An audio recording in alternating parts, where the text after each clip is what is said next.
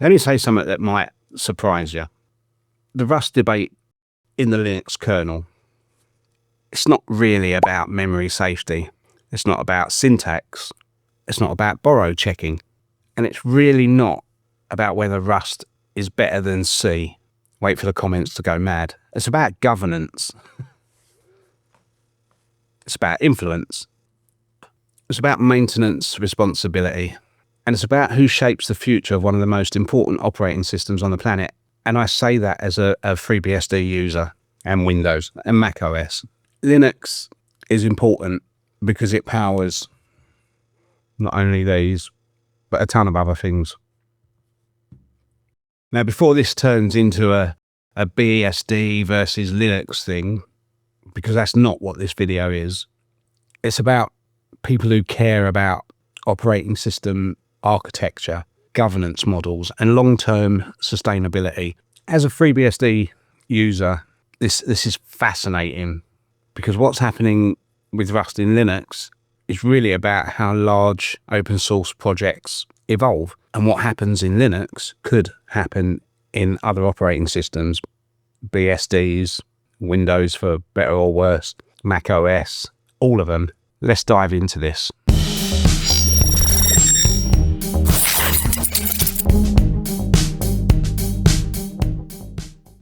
Okay, so let's start with structure. Linux operates under, for want of better words, a benevolent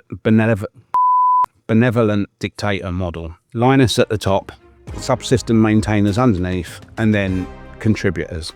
Subsystem maintainers have enormous influence. If you control the subsystem, you control what lands in it. Here's the important part. Authority in that system comes from technical expertise. Most of that expertise, built over 30 odd years, is in C, right? It's not in anything else. Most of it is in C. And we see that in almost every operating system. So when Rust enters the kernel, it doesn't just introduce a language, it's introducing a second domain of expertise. And whenever expertise shifts, influence shifts. No drama, structural reality. That's what it is. If you followed BSD development for any length of time, you'll know something important. Maintenance burden matters more than hype. In the Linux world, maintainers are already stretched thin. Now imagine you're responsible for reviewing kernel code. Suddenly you're expected to support C, Rust, which comes with multiple tool chains, multiple abstractions, and new abstractions. Even if Rust is technically sound, the question becomes, who maintains it long term? What happens when the original Rust contributor does one and leaves? It's not anti-Rust, because I'm not anti-Rust. It's just a sustainability question. Anyone who's worked in the BSD landscape understands how critical that question is. And we even see it without Rust. You look at the ports collection, somebody sets up a port, goes away. Luckily, that code is all done with make-files and it's very simple to follow along. Any changes and that landscape drastically shifts. There's a philosophical difference. Traditional kernel culture says developers are responsible for writing code, correct code. Rust says, well, developers are human. The compiler should enforce correctness. That's a big difference.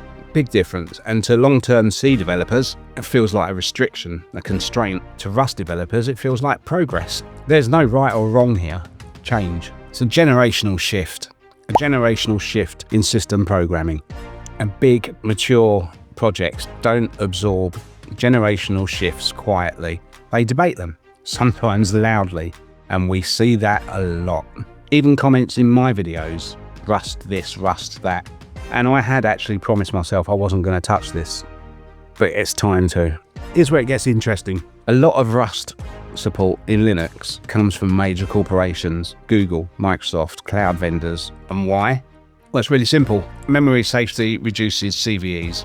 CVEs cost money. So for hyperscalers running massive infrastructure, memory safety isn't philosophical, it's financial. Ka-ching, always money. So there's an undercurrent here. Is Rust being driven primarily by grassroots kernel maintainers, or by organisations funding large portions of Linux development. And it's that tension between community direction and corporate influence. It's not unique to Linux, but Linux's scale makes it very visible. Sometimes it is better to be a smaller project. Officially, Rust is optional, primarily for new drivers. No one's rewriting the scheduler in Rust, or are they? But the concern some developers have is long-term fragmentation. And I get that, I understand that. 2 languages in the kernel, two contributor pipelines, 2 knowledge ecosystems. Not necessarily catastrophic, complex, more complex. Large infrastructure projects don't like unnecessary complexity. And that's a principle BSD users will absolutely understand.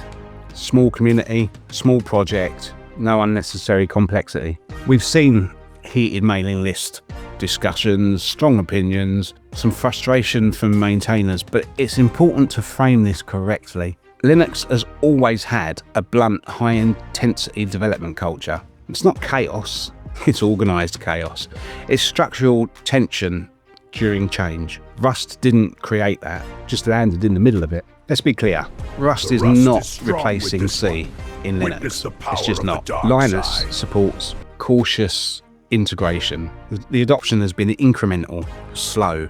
This isn't a revolution, it's evolutionary pressure. Every long-lived OS project faces evolutionary pressure eventually. They just do.